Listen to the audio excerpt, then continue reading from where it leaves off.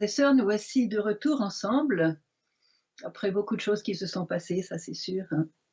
Donc, merci d'être venus nous rencontrer encore ce soir. Pour le direct du 26, on fera encore un direct le 3 juin, puis on continuera comme ça encore tant que la pandémie est encore un petit peu, disons, à l'horizon. Alors, je vais donc vous lire le message que Maria Pavlovitch nous a transmis hier soir, qui sont déjà sur tous les écrans, de tous les ordinateurs. Avant, je voudrais simplement vous donner des bonnes nouvelles de Medjugorje. Il n'y a pas de pèlerins, enfin très très peu. Ceux qui sont déjà de Bosnie, évidemment, ils viennent à Medjugorje très facilement. Ceux qui viennent de Mostar, de Sarajevo, ils viennent. Donc on a un petit peu de monde dans les rues. Les villageois sortent, ils font vraiment leur culture. Maintenant, je vois qu'ils commencent à cultiver des légumes, planter des arbres fruitiers, retrouver la terre, ceux qui n'ont pas tout vendu pour faire des pensions. Et donc, la vie reprend. Et la bonne nouvelle, c'est que, à ma connaissance, depuis quelques semaines, il n'y a pas de virus à Medjugorje. Donc, je vous invite à venir cet été. C'est pas moi qui le dis, hein, c'est le curé qui dit que le Festival des Jeunes aura lieu. Donc, s'il dit ça, ben, c'est qu'il sait de quoi il parle. En tout cas, les franciscains feront le festival. Si, bien sûr, pour les autres, ben, les frontières doivent être ouvertes, les avions disponibles, les routes, etc.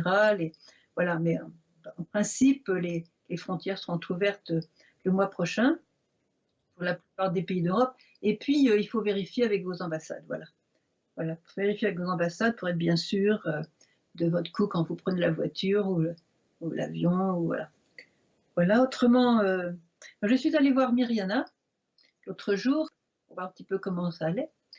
Et donc, elle m'a reçue très gentiment. Et puis, je lui ai demandé aussi de faire une vidéo avec moi où elle pourrait donner un petit peu l'essentiel de sa vision pour aujourd'hui, comme j'ai fait avec d'autres personnes. Et elle m'a dit, écoute, moi, je préfère être dans le silence et prier. Donc, j'ai respecté ça. Mais elle m'a dit, toi, fais-le. Toi, parle, tu dois parler. Je lis toujours tes lettres, c'est bien, continue. Et toi, tu dois parler, c'est ton don. Et voilà. Donc voilà, je me suis retrouvée avec quelqu'un qui devait se taire et puis moi qui devais parler. Et ben voilà, ça c'est chacun sa grâce, hein. Donc j'ai eu cet encouragement, je voulais aussi le partager avec vous. Bon, je vous donnerai d'autres nouvelles en cours de route, peut-être aussi dans les questions. En tout cas, maintenant, je vous lis le message. Chers enfants, priez avec moi pour une vie nouvelle, pour vous tous. Dans vos cœurs, petits enfants, vous savez ce qui doit changer. Revenez à Dieu et à ses commandements, afin que le Saint-Esprit change vos vies. Vos vies est la face de la terre qui a besoin d'un renouveau dans l'esprit. Petits enfants, soyez prière pour tous ceux qui ne prient pas. Soyez joie pour tous ceux qui ne voient pas d'issue. Soyez porteurs de lumière dans les ténèbres de ce temps sans paix. Priez et recherchez l'aide et la protection des saints afin de pouvoir, vous aussi, aspirer au ciel et aux réalités célestes. Je suis avec vous et je vous protège tous et je vous bénis de ma bénédiction maternelle. Merci d'avoir répondu à mon appel.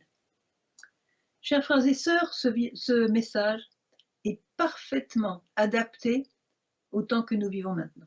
Vous avez tout là, vous avez tout. Priez avec moi. On sent que la Vierge voit l'urgence. Elle nous dit d'habitude prier, voilà. Mais là, elle montre qu'elle prie elle-même beaucoup, qu'elle prie d'une manière spéciale parce qu'elle voit l'urgence de la prière. C'est la prière qui va nous sauver, enfin, le moyen qui va nous sauver avec Dieu. Priez avec moi, unissez-vous à moi, soyez avec moi, ne faites qu'un avec moi, c'est ça que ça veut dire. Je vous attends pour combattre à vos côtés. Ne me laissez pas seule à prier, j'ai besoin de votre prière. Sans vous, dit-elle dans un autre message, sans vous, je ne peux pas aider le monde. Elle a choisi d'avoir besoin de nous. Elle fait partie, comme nous, des créatures de Dieu. Elle fait partie du corps mystique de Jésus, qui est l'Église. Elle est, j'allais dire, elle est comme nous, en étant bien mieux que nous, mais elle est bien comme nous. Donc elle a besoin de nos prières et elle ne prend pas nos prières à côté de la sienne comme des petits riens du tout sans valeur. Au contraire, si vous saviez, chers enfants, la valeur de la moindre de vos prières, vous prieriez sans cesse. Et elle a besoin de nos prières plus que jamais. Vous voyez comment va le monde. Voilà. Alors, priez avec moi. Pourquoi? Pour une vie nouvelle. Et cette vie nouvelle pour vous tous. Elle ne veut exclure personne. Si quelqu'un au milieu de nous aujourd'hui est dans le péché grave et dans les ténèbres et contre Dieu, dans le blasphème, dans la malédiction, dans le désespoir, non. Ce message est pour nous tous, heureusement. C'est une bonne nouvelle. C'est une mère. Elle accueille tous ses enfants. Donc, elle nous parle d'une vie nouvelle. Une vie nouvelle, et ça, il faut savoir aussi lire entre les lignes, la Vierge est très douce quand elle parle. Quelquefois, elle nous donne des mots forts, mais c'est toujours, il y a toujours l'espérance, il y a toujours la douceur, il y a toujours l'humilité et la lumière. Si elle nous dit « priez pour une vie nouvelle », ça veut dire quoi? Ça veut dire qu'on n'aura plus jamais la vie qu'on aura avant. Ça, c'est bien, beaucoup le disent, mais il suffit d'ouvrir les yeux. La vie ne sera plus jamais comme elle était il y a encore 4 mois. C'est fini. C'est maintenant une vie nouvelle qui s'ouvre devant nous. Une vie qui sera peut-être pas facile, mais qui sera très belle. Parce que vous savez quoi? On se rapproche avec grande vitesse de son triomphe, du triomphe du cœur immaculé. Ça va pas être super drôle avant, mais ça va être super beau pendant. Donc préparez-vous, comme on dit chez nous, attachez vos ceintures parce qu'il y aura des tournants un petit peu violents dans cette vie nouvelle. Priez avec moi pour une vie nouvelle. Et combien de fois elle nous avait dit, je vous prépare au temps nouveau. Regardez le 25 juin de l'année dernière. Chers enfants, je l'ai là. Chers enfants, de façon spéciale, je vous remercie demain. Je vous prépare au temps nouveau. Voilà. Vous voyez? Elle est fidèle à elle-même. Et ces temps nouveaux, eh bien, c'est quand ils vont se réaliser qu'on va voir ce que c'est. Mais elle dit bien, un temps de printemps que mon cœur attend avec impatience. Et nous sommes les agents, nous sommes les acteurs de ce temps nouveau, parce qu'elle compte sur nous. Et plus nous vivrons le présent, plus nous vivrons la grâce d'aujourd'hui, plus le temps nouveau sera arrivé vite, et plus il sera beau. Et plus l'épreuve sera raccourcie. Pour vous tous, encore une fois, elle englobe personne. Alors ce temps que nous avons vécu et que nous continuons un petit peu, on voit un petit peu toute la queue en fait de la pandémie, puisque les maisons se rouvrent, même les églises se rouvrent, c'est vraiment les dernières, évidemment, les bars, les restaurants, tout ça, oui, les lieux publics sont ouverts, mais alors, avec la persécution que le catholicisme vit en ce moment, évidemment, on était les derniers à être ouverts et on a dû se battre pour ouvrir les églises, et encore, toutes les églises ne sont pas complètement ouvertes au public. Il faut encore se battre pour ça, et la meilleure manière de se battre pour ça, c'est de les remplir, et de faire des priants, de mettre des priants, des adorateurs dans les églises. Voilà. Dans vos cœurs, petits enfants, vous savez ce qui doit changer. Et là, elle nous renvoie à notre conscience. Il ne faut pas être ces petits enfants qui disent « Maman, pourquoi ceci? Maman, pourquoi cela? Maman, ça veut dire quoi ?» Non. Regardez profondément dans votre cœur. Vous savez ce qui doit changer. Et vous savez pourquoi on a eu cette épreuve. On a eu cette épreuve parce que le Seigneur voulait mettre un terme à cette course à l'abîme où nous étions avant. Je dis une course à l'abîme parce que le péché grandit, grandit, grandit. Elle l'a dit elle-même. Alors là, c'était le message du 25 juillet dernier. Le péché régnera, futur, le péché régnera. C'était pas très très sympathique comme annonce, mais c'est ça, c'était un futur, le péché régnera. Bon, le péché a bien régné, et maintenant elle nous parle au présent. Le mois dernier, en mars dernier, elle nous dit Satan règne. Vous voyez, on passe du futur au présent. Maintenant, Satan règne. Et si elle nous dit ça, c'est pas parce qu'elle a rien d'autre à trouver à dire, c'est parce que c'est vrai. Et si Satan règne, ça veut dire qu'il faut rentrer dans le combat contre lui, sachant qu'on est du côté de la victoire. C'est pas un combat perdu, c'est pas un combat inutile, c'est pas de s'épuiser pour quelque chose qui n'adviendra pas. Nous avons déjà la victoire, mais il nous revient de la hâter. Vous voyez, il nous revient de la hâter. Et la prière de Marie est très forte pour hâter la victoire, mais elle a besoin de nous. Donc vous savez ce qui doit changer. 2 points, revenez à Dieu et à ses commandements.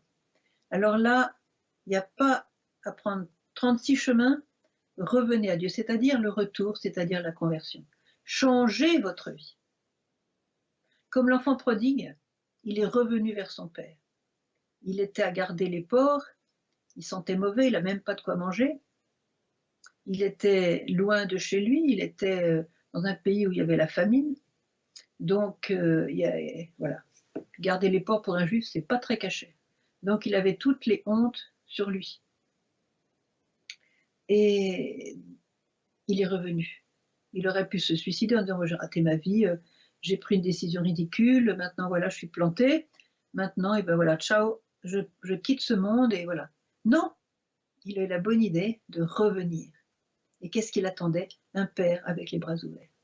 Il n'a même pas eu le temps de finir sa confession.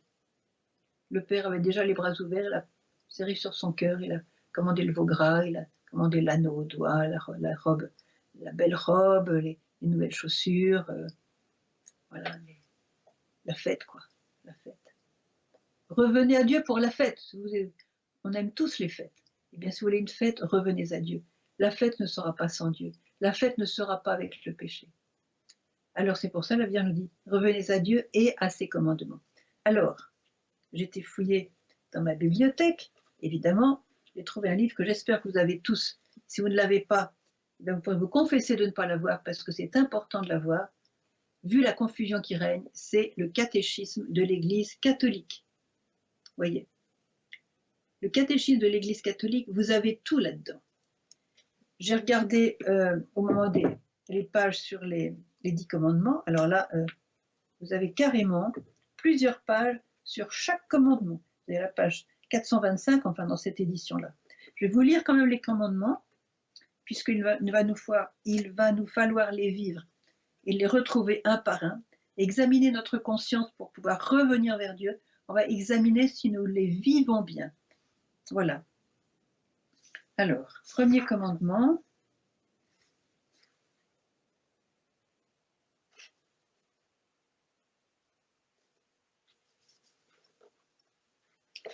On va prendre l'Exode au chapitre 20. Je suis le Seigneur ton Dieu, qui t'ai fait sortir du pays d'Égypte, de la maison de servitude. Tu n'auras pas d'autre Dieu que moi. Tu ne te feras aucune image sculptée, rien qui ressemble à ce qui est dans les eaux là-haut, sur la terre ici-bas et dans les eaux au-dessus de la terre. Tu ne te prosterneras pas devant d'autres dieux, et tu ne le serviras pas, car moi, le Seigneur ton Dieu, je suis un Dieu jaloux. Voilà, etc. Voilà. Tu ne prononceras pas le nom de Dieu à faux, car le Seigneur ne laisse pas impuni celui qui prononce son nom à faux. Tu te souviendras du jour du Shabbat pour le sanctifier. Donc c'est le jour off pour Dieu, un jour pour Dieu. Nous, c'est le dimanche. Pendant 6 jours, tu travailleras et tu feras tout ton ouvrage, mais le 7e jour est un Shabbat pour le Seigneur ton Dieu. Ça veut dire que tu ne travailleras pas. Tu ne feras aucun ouvrage. Toi, ni ton fils, ni ta fille, ni ton serviteur, ni ta servante, ni tes bêtes, ni l'étranger qui est dans tes portes. Car en 6 jours, le Seigneur a fait le ciel, la terre, la mer et tout ce qu'elles contiennent, mais il s'est reposé le 7e jour. Voyez, la sagesse de Dieu, 6 jours de travail, 1 jour de repos, et de repos en Dieu. Pas le farniente. Hein. Et c'est pourquoi le Seigneur a béni le jour du Shabbat et l'a consacré. C'est un jour qui est consacré, c'est-à-dire un jour qui appartient à Dieu. Voilà. Honore ton père et ta mère, afin que se prolongent tes jours sur la terre que te donne le Seigneur ton Dieu. Honore ton père et ta mère. Il y a même une promesse de Dieu dans les Écritures. Celui qui honore son père et sa mère et qui prend soin des personnes âgées de sa famille, ses péchés sont effacés. Tu ne tueras pas. Tu ne tueras pas. Pas d'avortement. C'est clair. Dans un des messages au groupe de prière, la Vierge a dit « Priez, chers enfants, pour que sur la terre, il n'y ait plus de ces mères qui tuent leurs enfants. » Et le langage biblique est très clair. Et aujourd'hui, on contourne un petit peu par respect, mais aussi on édulcore, si vous voulez, la parole de Dieu. On dit voilà, vu les circonstances, il y a eu un IVG, voilà. Tu ne tueras pas. Tu ne commettras pas d'adultère. Ça, c'est clair aussi. L'adultère, c'est quand on va vers une autre personne. qui est celle avec qui on est marié. Et puis aussi avant le mariage, c'est même pas mentionné là, mais avant le mariage, il est demandé de vivre dans la virginité. Tu ne porteras pas de témoignage mensonger contre ton prochain. Ça peut avoir des conséquences meurtrières en ce sens qu'on peut provoquer quelqu'un au suicide. Quand on a détruit sa réputation et on a détruit son image, on a détruit son nom, on a même détruit son image au milieu de ses enfants. Pas de témoignage mensonger. Quelquefois, on parle très vite parce qu'on répète une chose qu'on a entendue contre quelqu'un. On n'a même pas vérifié et c'est pas vrai. Même si c'est vrai, on n'a pas à le répéter. Tu ne convoiteras pas la maison de ton prochain. Tu ne convoiteras pas la femme de ton prochain. On peut même dire ici, vu les temps modernes, tu ne convoiteras pas le mari de ton ami, ni son serviteur, ni sa servante, ni son bœuf, ni son âne, ni rien de ce qui est à ton prochain. Tu ne désireras pas ce qui appartient à ton prochain, pour l'avoir malhonnêtement. Voilà. Donc vous avez plusieurs pages, chaque commandement qui vient dans tous les détails. Et là, si vous voulez faire un bon examen de conscience, il y a des gens qui disent, moi je ne sais pas quoi dire en confession. Oh là là, lisez ça, vous aurez 4 pages. 4 pages de toutes les fois où on a transgressé les commandements de Dieu. Donc la Vierge est claire. Je vous rappelle une chose très intéressante, c'est que en 2012, voilà, en 2012, la Vierge, à Noël, est apparue comme d'habitude avec sa belle robe dorée. Elle portait l'enfant Jésus dans ses bras comme chaque Noël, mais qu'est-ce qui s'est passé? Elle n'a rien dit. C'est Jésus, le petit Jésus dans ses bras, qui a parlé. Il a dit 2 choses essentielles. Vous voulez savoir quoi? C'était un scoop, hein, vous devriez le savoir. Un énorme scoop parce que l'enfant Jésus a parlé, et Maria nous a dit, il a parlé comme un enfant de 7 ans qui a autorité. Il a dit 2 choses. Je suis votre paix, ce qui veut dire ne cherchez pas la paix en dehors de moi, il n'y en a pas. Ou de la fausse paix ou pas de paix. Je suis votre paix et vivez mes commandements. Voilà, ça c'est le message de l'enfant Jésus pour notre génération. Je vois qu'il a été bien oublié malheureusement, mais il n'est jamais trop tard.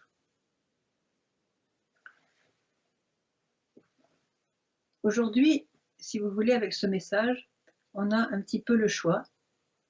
Cette épreuve nous a beaucoup secoué, l'épreuve du confinement et puis cette pandémie et tout ça, le virus, les morts, les malades, la peur, toutes les conséquences économiques. Bon, ça nous a beaucoup secoué et c'est pour ça aussi qu'on peut dire que la vie ne sera plus jamais la même à partir de maintenant. Donc on a 2 possibilités. Ou bien on s'accroche à notre Sauveur et à sa mère, la Vierge Marie, qui nous donne la promesse de la vie éternelle, la promesse de la paix du cœur, la promesse de la joie et du bonheur, même au milieu des épreuves, au milieu des vagues. Donc cette épreuve peut être un tremplin pour sauter dans les bras de Dieu. Et si on ne saute pas dans les bras de Dieu par ce tremplin, eh bien c'est une plongée dans la nuit. Une plongée dans la nuit, sans Dieu, c'est la nuit. Sans Dieu, c'est la nuit. C'est la misère, c'est le désespoir. Parce que la souffrance sans Jésus, nous dit Marie, mène au désespoir. La souffrance avec Jésus mène à la gloire. Et oui. Donc voilà, il y a un choix à faire. Et là, je ne voudrais pas édulcorer le message, il est assez court. Revenez à Dieu et à ses commandements. Et ensuite, elle ajoute, afin que l'Esprit Saint change vos vies. Donc c'est encore le changement, vous voyez. Vous saurez dans votre conscience qu'est-ce qu'il faut changer. Et si vous lisez les commandements de Dieu, alors là, vous saurez tout de suite quoi changer. Et prenez la décision. Et si vous n'avez pas le courage de prendre une décision, demandez le courage dans la prière. Et puis avec vos frères et sœurs de votre groupe de prière ou les gens de votre paroisse ou votre prêtre, je ne sais pas, demandez la prière pour que vous soyez soutenus dans votre bonne décision. Parce qu'on a besoin les uns des autres. Nous sommes un corps, nous sommes le corps de l'Église. Et c'est vrai que tout seul, c'est difficile. C'est pour ça que le Seigneur a créé l'Église, pour qu'on soit ensemble. Voilà, on se soutient les uns les autres. Alors, je continue ma lecture. Donc, un renouveau dans l'Esprit Saint. Mais, oui, et alors, afin que l'Esprit Saint change vos vies. Et puis après, elle nous dit, change vos vies et la face de cette terre, qui a besoin d'un renouveau dans l'esprit. La face de cette terre, c'est aussi la nature, c'est les arbres, c'est la terre qu'on cultive. Regardez toutes les atteintes à la qualité de la terre que nous avons vécues dans ces dernières décennies. C'est scandaleux, c'est scandaleux. On abîme la terre, on la rend stérile, on empêche les récoltes, vous voyez. Il faut regarder la réalité. Et les agriculteurs sont en grande difficulté. Et ça, les agriculteurs, c'est les gens les plus importants dans une société parce que c'est eux qui nous produisent la nourriture. Hein. Alors on en arrive à créer des fausses carottes, des faux œufs. Vous voyez, on fabrique des faux œufs. Bon, je rentre pas dans tous ces trucs-là. On vous propose des œufs, c'est des faux œufs, ça vient pas des poules, des carottes qui viennent de choses chimiques, qui ne viennent pas de la terre. Vous voyez, on en arrive à ça. C'est une dégénérescence. Voilà. Donc voilà, l'Esprit Saint va renouveler la face de cette terre, nous dit Marie, qui a bien besoin d'un renouveau dans l'esprit. C'est Dieu le créateur de la nature, de l'univers, et il ne permettra pas que tout explose, ça c'est sûr. De toute façon, la Vierge nous a parlé des générations futures. Alors attention, on n'est pas à la fin du monde là, on n'est pas à la fin du monde. On est peut-être plus proche du retour du Christ, mais en tout cas pas de la fin du monde. Un jour j'étais voir Myriana et je lui dis, mais est-ce que dans tes secrets, la Sainte Vierge t'aurait par hasard parlé de la fin du monde? Non, non, non, non, non, jamais. Donc ça ne fait même pas partie des secrets. Est-ce qu'elle t'a parlé du retour du Christ? Elle me regarde d'un air étonné, d'un air de dire, mais attends, d'où tu sors toi? Bien sûr qu'elle m'a parlé du retour. On prie pour ça à chaque messe. On prépare le retour du Seigneur. Voilà. Ne me demandez pas les dates, parce que même le Fils, je ne suis pas sûr qu'il le sache. En tout cas, moi je ne sais pas. Donc, la Vierge a besoin de nous. Je ne peux pas vous aider si vous ne vivez pas les commandements de Dieu, si vous n'abandonnez pas le péché, et si vous ne vivez pas la messe, je ne peux pas vous aider. Donc, vous voyez, c'est ce choix. Alors, ensuite, il y a trois appels. Soyez, soyez, soyez. Alors, quand elle dit soyez, ça veut dire qu'on est appelé à une identification. Et c'est très, très beau. C'est très beau parce que ça nous montre notre vocation. Regardez un peu ce qu'elle dit. Petits enfants, soyez prière pour tous ceux qui ne prient pas. Soyez joie. Soyez joie. C'est pas seulement ayez la joie, c'est soyez joie. Vous voyez la différence? Pour tous ceux qui ne voient pas d'issue. Il y en a qui disent, mais comment on va s'en sortir? Comment on va s'en sortir? Qu'est-ce que c'est que ce monde? Etc. Vous voyez? Il y en a beaucoup qui pensent ça. Pas de porte de sortie. On ne va pas s'en sortir. Eh bien si, soyez joie pour tous ceux qui ne voient pas d'issue. Et votre joie sera la porte de sortie pour eux. Soyez porteurs de lumière dans les ténèbres de ce temps sans paix. Voilà, là, elle n'a pas besoin de changer de lunettes, elle voit. Soyez porteurs de lumière dans les ténèbres de ce temps sans paix. Je voudrais vous lire le message que Marie a donné, en fait non, que l'ange de Fatima a donné avant l'apparition de la Vierge. Vous savez que la Vierge a été précédée par l'apparition de l'ange. On appelle ça l'ange du Portugal. C'est en fait Saint Michel Archange, et c'est en fait l'ange de l'Eucharistie. Donc il a pas mal de vertus dans son sac, je dirais, dans ses ailes. Et donc c'est lui qui est apparu aux petits-enfants de Fatima. Bon, j'ai la photo des enfants de Fatima ici, après on vous montrerai tous les saints. Nancy, I might need you. Regardez. Écoutez bien cette prière que l'ange leur a apprise. Priez avec moi. N'ayez pas peur, je suis l'ange de la paix. L'ange de la paix, donc c'est quelqu'un qu'on peut prier. Saint Michel Archange. Mon Dieu, je crois, j'adore, j'espère et je vous aime. Je vous demande pardon pour tous ceux qui ne croient pas, qui n'adorent pas, qui n'espèrent pas et qui ne vous aiment pas. Voyez. Et là, je leur ai dit, les cœurs de Jésus et de Marie sont attentifs à vos supplications. C'était des petits bergers, voyez, de 6, 7 et 11 ans, quelque chose comme ça. Donc, vous voyez l'importance de la prière des enfants. Can you give me this big one? Alors, j'ai fait une surprise pour vous. Donc, alors, soyez prière, ça veut dire ne cessez pas de prier. Elle nous donne des messages, vous savez, pour tous ceux qui prennent la décision. Voilà, ouf, je les ai là. C'est mes petits chéris. Voyez. Alors, il n'y a pas Lucia dessus, mais Lucia, je suis sûre qu'elle est au ciel avec eux maintenant. Voyez. Et la Vierge nous dit de demander l'aide des saints. Alors voilà. Si.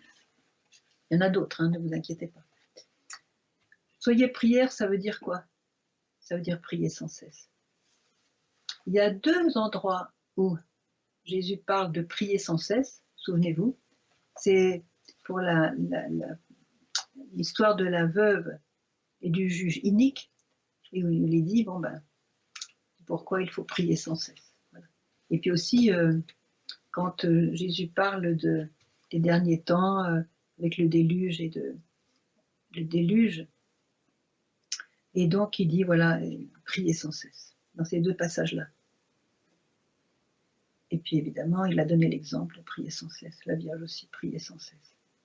Et pour prier sans cesse, c'est pas de réciter des chapelets tout le temps, c'est d'avoir le nom de Jésus inscrit dans notre cœur et de le répéter, Le nom de Jésus sauve, le nom de Jésus est délivrance, le nom de Jésus est beauté, le nom de Jésus réjouit le cœur du Père, le nom de Jésus ouvre les portes, le nom de Jésus crée la joie, crée la paix, crée le bonheur.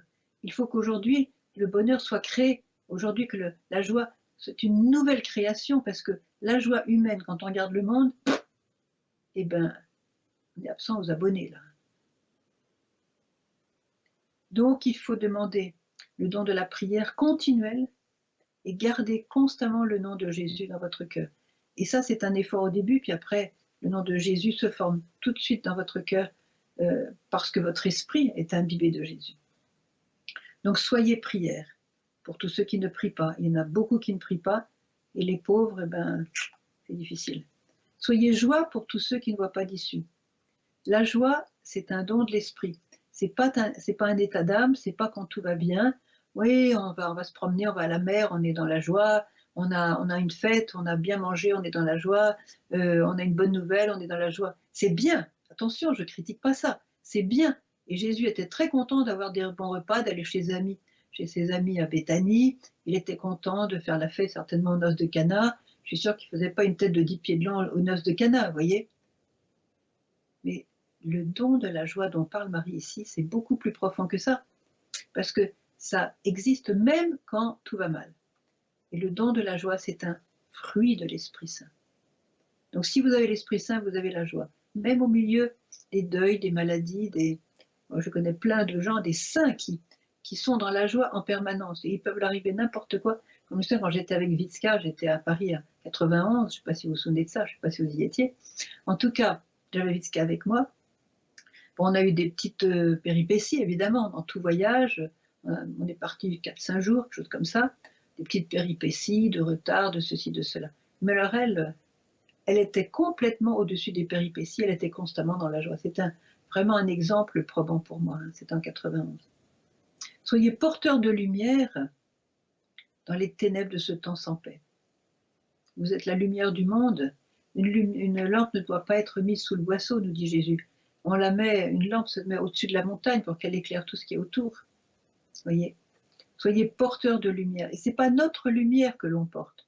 Qu'est-ce qu'on a comme lumière de par nous-mêmes? Il y en a qui disent « Ouais, celui-là, c'est une vraie lumière. » Ben, c'est bien, tant mieux pour lui. Mais ce n'est pas de cette lumière-là. Ce n'est pas la lumière de l'intelligence. Parce que tu pouvais être très très bête et être porteur de lumière. Soyez d'ailleurs dans les familles, quelquefois, ce sont les enfants un peu handicapés qui sont les plus porteurs de lumière, entre nous soit dit. Soyez porteurs de lumière dans les ténèbres de ce temps sans paix.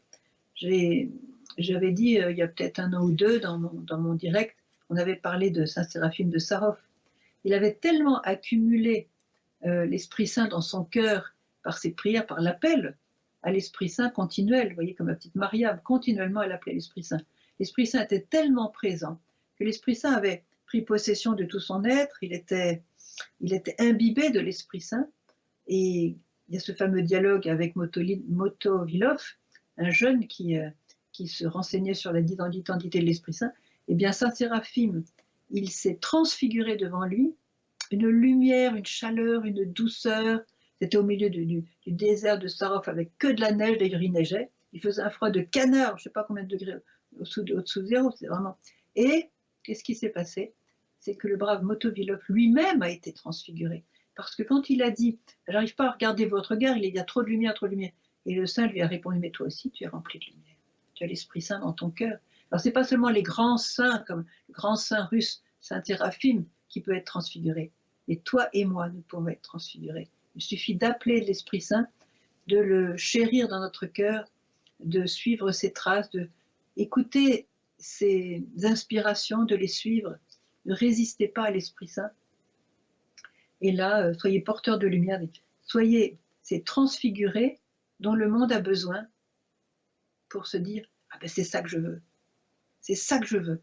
Quand vous voyez cette lumière qui vient d'en haut, vous dites, mais comment il fait pour avoir ça? Et c'est ça que je veux, voyez. Vous êtes la lumière du monde, il faut que ça se voit, il faut que ça se voit. Alors évidemment, je précise encore, vivez les commandements, et surtout, surtout, abandonnez le péché, surtout, surtout, quoi qu'il vous en coûte, et quelles que soient les critiques autour de vous, les moqueries, quels que soient même les rejets peut-être, restez en état de grâce. Restez absolument en état de grâce. Dites non au péché. Il faut que le péché soit... Bon, on tombe de temps en temps, on est pécheur et voilà. Mais mettez-vous dans des circonstances où vous ne pouvez pas pécher. Refusez toutes les conditions qui peuvent vous plonger dans le péché. Et Dieu sait si elles sont nombreuses. Donc voilà, porteur de lumière et restez dans l'état de grâce et invoquez continuellement l'Esprit Saint. C'est pas hasard que nous sommes maintenant dans la neuvaine avant la Pentecôte. C'est le moment ou jamais de lui demander de fondre sur vous vraiment comme il a fondu sur les apôtres au moment de la Pentecôte, et que ce soit une nouvelle Pentecôte d'amour prophétisée par Marthe Robin. Et nous pouvons la hâter en préparant, je dirais, son terrain d'atterrissage en nous. Voyez. Et puis aussi ce qu'on appelle la nouvelle Pentecôte d'amour, l'illumination des consciences. Voyez, demandez à l'Esprit Saint d'illuminer votre conscience pour voir, comme dit la Vierge, pour voir ce que vous avez à changer, pour que vous pouvez revenir à Dieu dans la lumière de l'Esprit Saint qui est toujours douce. Ça peut vous secouer parce que, comme on peut avoir des chocs affectifs, ça peut nous secouer. On peut se mettre à pleurer. Mais demandez-lui de vous éclairer pour voir la lumière et la douceur du pardon de Dieu, la douceur de la miséricorde de Dieu, la tendresse du Père qui vous ouvre ses bras. Voyez. Et quand vous voyez, contemplez ça, vous êtes porteur de lumière. Vous n'avez pas besoin de vous regarder dans la glace pour vérifier si vous portez la lumière ou pas. Ça va irradier à travers vous, comme des rayons. Voyez.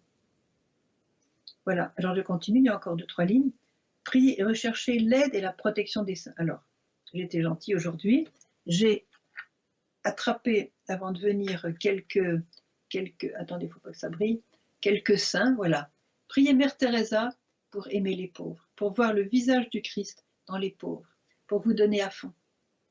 Voyez. Et c'était une lumière, elle porteur de lumière pour tous ceux qu'elle côtoyait. Dans son cœur, elle vivait une nuit.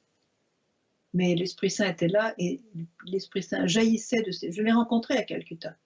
L'Esprit Saint jaillissait de ses yeux. Il a béni beaucoup de personnes. Et elle ne transigeait pas avec le péché. Alors, Mère Teresa. Vous avez aussi Saint, vous connaissez celui-là, c'est un grand saint libanais, Saint Charbel.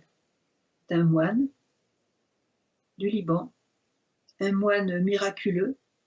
Il va même dans les hôpitaux faire des opérations au nez et à la barbe des médecins. Il réussit toutes ses opérations chirurgicales, voyez. Et c'est un homme de prière. Priez-le pour avoir le don de la prière. Voilà, je continue. Je ne les ai pas tous. Alors ça, c'est Natuzza. Ça, c'est une grande amie italienne qui vient... Attendez, voilà. Une grande amie italienne qui vient de la Calabre. Elle est, je pense qu'elle est servante de Dieu maintenant. En tout cas, c'est une Mariassima puissance 10. C'est une mystique. Dès l'âge de 11 ans, elle a commencé à biloquer pour aller voir son père qui était en Argentine.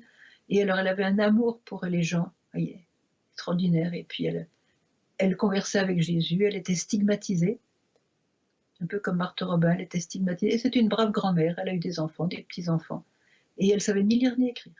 Voyez, c'est une grande sainte italienne de la Calabre.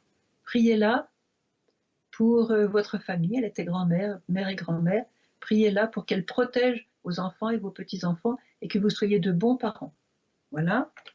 Vous l'avez ici, ben vous la connaissez bien. Il s'agit de Mariam de Bethléem. Alors elle, c'est le top du top. Encore mystique de la Galilée. Alors, quand j'ai parlé avec un exorciste de Milan, il m'a dit, tu sais, quand on invoque Mariam de Bethléem, alors là, le malin devient fou de rage, parce qu'il ne la supporte pas, elle l'a vaincue sur toutes les coutures. Et donc, c'est une sainte à invoquer lorsque vous avez des combats spirituels. Elle viendra à votre secours. Et puis elle priait constamment l'Esprit Saint. Une grande sainte. Mariam de Bethléem, en religion, c'est une carmélite de Bethléem qui s'appelle Sœur Marie de Jésus crucifié. Elle a été béatifiée par Jean-Paul II et canonisée par le pape François. Ben, vous avez ici, on parlait de Jean-Paul II, le voilà, alors lui, c'est aussi le top du top. C'est un grand saint. Et aussi dans les exorcismes, il est très efficace pour chasser Satan.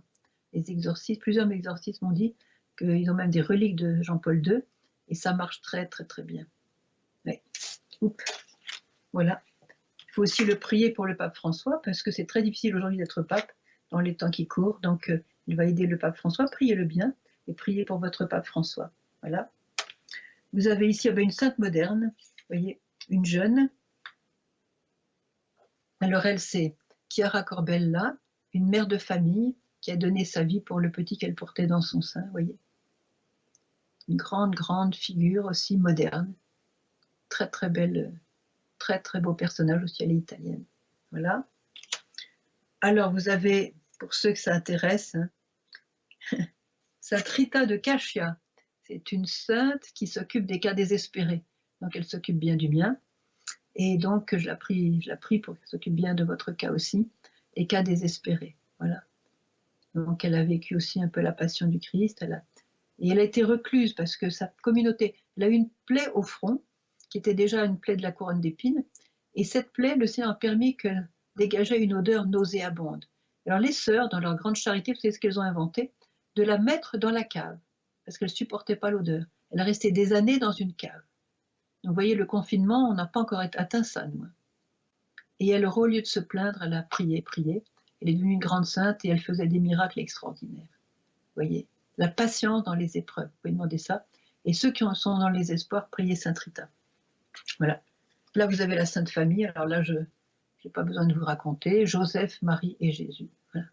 Sainte Famille. Vous avez le Père Slavko. Alors lui, c'est le spécialiste, c'est le saint de Medjugorje, puisqu'elle a été canonisée entre guillemets par la Sainte Vierge elle-même, puisque le lendemain de sa mort, elle a dit « Votre frère Slavko est né au ciel et il intercède pour vous ». Donc vous pouvez intercéder, prier le Père Slavko d'intercéder pour Medjugorje, pour l'avenir de Medjugorje, pour que Medjugorje se remplisse à nouveau, voyez, pour le curé de Medjugorje, pour l'évêque de Mostar, l'évêque Rosser, qui est l'évêque polonais, qui s'occupe maintenant de la pastorale de Medjugorje, qui est encore en Pologne pour le moment, mais j'espère qu'il va bientôt revenir. Donc voilà, c'est aussi un saint qui est spécialiste pour l'adoration, la prière, le jeûne, c'est un champion du jeûne. Demandez-lui la grâce de pouvoir jeûner et invoquer l'aide des saints. Alors, j'ai pas fini. Vous avez aussi maintenant, je vais terminer par, non, je vais pas terminer. Un grand saint que tout le monde aime, c'est Padre Pio. Alors, j'ai pas besoin de vous raconter. Le Padre Pio, le grand confesseur, le grand amoureux de l'Eucharistie. C'est un grand faiseur de miracles, lui aussi. Vous voyez. Alors, comme on dit aussi en Italie, il y a beaucoup de gens qui aiment le Padre Pio, mais il n'y en a pas beaucoup qui suivent ce qu'il dit. Alors, essayez de suivre ce qu'il dit. Procurez-vous, il y a plein de vidéos, de livres sur le Padre Pio. Vous verrez que là, il va changer votre vie. Voilà. Nous allons maintenant prendre Sainte Faustine. Sainte Faustine, une grande sainte polonaise, qui a eu des apparitions de Jésus, même de Marie, de l'enfant Jésus, de son ange gardien, etc. Elle a vu Satan aussi. Et elle a été la secrétaire de Jésus pour la divine miséricorde. Donc elle a des paroles extraordinaires données par Jésus pour le pardon, les péchés, la confession, l'extraordinaire profondeur de la miséricorde de Dieu. Scandaleuse miséricorde, comme certains disent, voilà. Et pour ceux qui sont au fond du péché, priez-la de vous ramener pour que vous fassiez votre retour vers Dieu, retrouver la paix avec Dieu. Voilà. Alors, je vais prendre aussi le saint d'aujourd'hui. Est-ce que vous savez qu'aujourd'hui, c'est le saint Philippe Néri? Alors lui, il est génial. on l'appelait le clown de Rome, parce que c'était un saint qui avait toujours la joie. Il a été archi persécuté, même par des personnages de l'Église.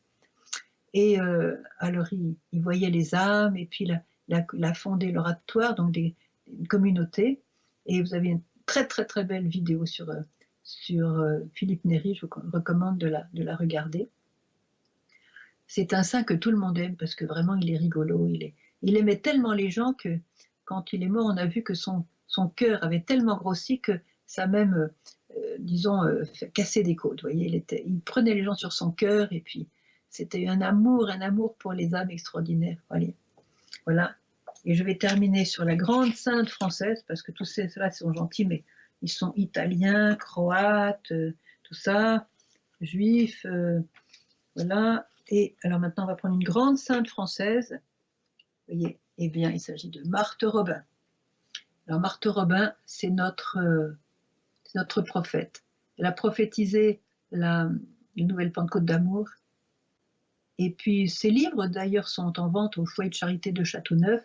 Et vous avez des révélations sur la passion qu'elle a vécue, donc depuis déjà 1936. Je vous recommande de lire ses livres, de lire sa vie, de lire ses messages, ses confidences, et surtout de la prier, un petit peu comme Natutsa, elle est la spécialiste pour tirer du désespoir. Invoquez-la pour ceux qui sont désespérés. Et puis, voilà, elle va nous aider à sortir la France de la boue nauséabonde dans laquelle elle se trouve à beaucoup d'égards, parce qu'elle a formé des saints, vous voyez, elle a formé des saints, oui, elle a formé des saints, et ces saints vont faire l'Église de demain. Donc, dans la boue nauséabonde de la France païenne et contente de l'être et orgueilleuse, il y a ces saints qui commencent à germer, qu'elle a reçus, à qui elle a parlé, qu'elle a confirmé, et qu'elle continue à confirmer d'une manière mystique, vous voyez. Et donc, elle va aider la France à se relever. C'est elle qui a dit « La France tombera plus bas que les autres nations, mangera la poussière, et quand elle sera bien en bas, la Sainte Vierge viendra la relever. » Et elle enverra à nouveau des missionnaires dans le monde entier. Ça sera comme une balle qui tombe par terre, mais qui se relève aussitôt. Alors priez-la beaucoup pour notre pays, pour nos chefs d'État. N'oubliez pas que nos chefs d'État, même si on ne les aime pas beaucoup, ils ont une âme, et Jésus a versé son sang pour ces âmes-là. Donc il faut prier pour eux, ce sont nos frères en humanité. On n'a pas les mêmes idées, mais il est vrai qu'on peut très bien les sortir aussi par la prière de tous les saints, de sortir des ténèbres. Voilà. Je crois que j'ai fini. J'aurais pu en prendre beaucoup plus parce que la maison est pleine de saints. Pleine. Dans ma chambre, j'en ai au moins une trentaine. Et heureusement d'ailleurs, parce que comme ça, je suis bien gardée. Alors surtout, je voulais aussi vous dire que c'est important quand vous avez un enfant ou un petit enfant, que l'enfant reprenne le nom d'un saint. On ne peut pas appeler un enfant carotte, chou, etc. parce que ça sonne bien. Vous voyez, il faut donner le nom d'un saint comme protecteur. Et un exorciste m'a dit que dans les exorcismes, il demande toujours le nom du saint patron de la personne qu'il veut exorciser parce que c'est ce saint-là le plus fort pour chasser Satan de cette personne. Vous voyez, très intéressant, ça je ne savais pas. Voilà. Bon, how long?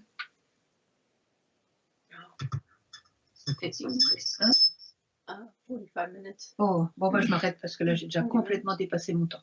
Enfin, je suis sûre que vous avez été content de voir les saints, et surtout que la Vierge nous a dit, recherchez l'aide et la protection des saints afin de pouvoir vous aussi aspirer au ciel et aux réalités célestes, pas seulement aux réalités terrestres, mais aux réalités célestes. Je suis avec vous et je vous protège tous, et je vous bénis de ma bénédiction maternelle. Une bénédiction aussi qui est créatrice du bien en nos cœurs, comme toute bénédiction qui vient de Dieu. Voilà. Excusez-moi, maintenant on va devoir passer aux questions. Alors je vous recommande encore de bien poser vos questions.